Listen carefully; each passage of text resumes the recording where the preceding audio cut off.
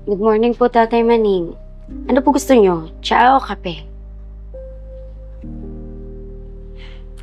Kape na naman siguro gusto nito.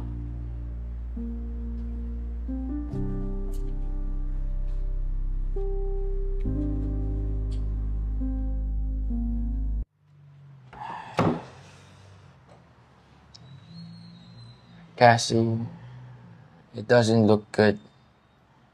The patient gets weaker and weaker.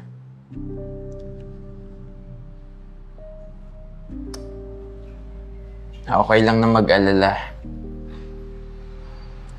Ayokong ma-attach, Dr. Cruz.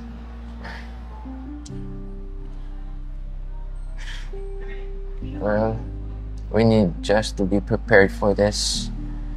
2 months na nung simula dumating siya dito. And after all, 2 months na yan. Pahina siya ng pahina. Kailangan na natin ipaalam to sa nagdala dito sa kanya. Don't worry. Nasabihan ko na yung anak niya. She will be here anytime soon. Ikaw na muna sa patient, ha? Yes, Doc.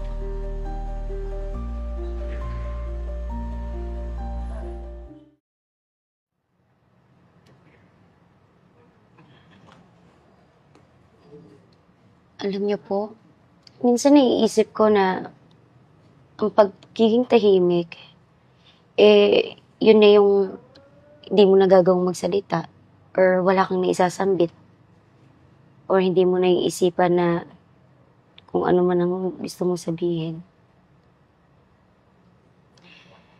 Pero minsan, siguro, mas safe na lang din na nasa puso nyo na lang din po yung gusto nyong sabihin.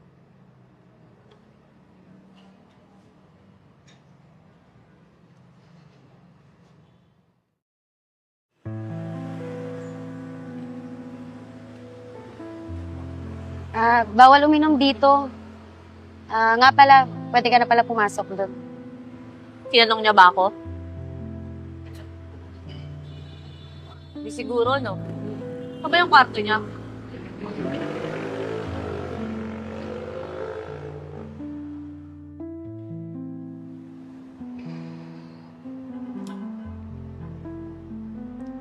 Kung ano man yung bigat na dala mo sa buhay mo, di mo kailangang buhatin ito mag-isa.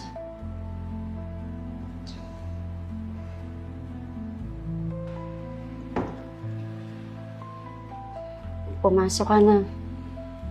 Baka wala na siya masyadong oras.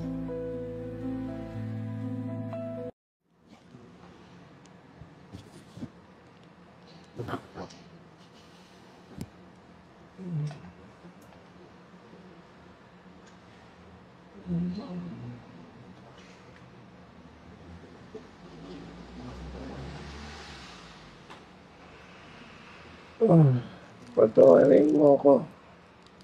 Para saan? Patawarin siya ako ng Diyos sa mga nagawa ko. Patawarin sana ako ni Erika. Patawarin sana ako nilang mag-ina ng asawa ko. Dahil iniwan ko sila. Hindi mo na kailangan sabihin yan. Alam ko. Tay, pinapatawad na kita.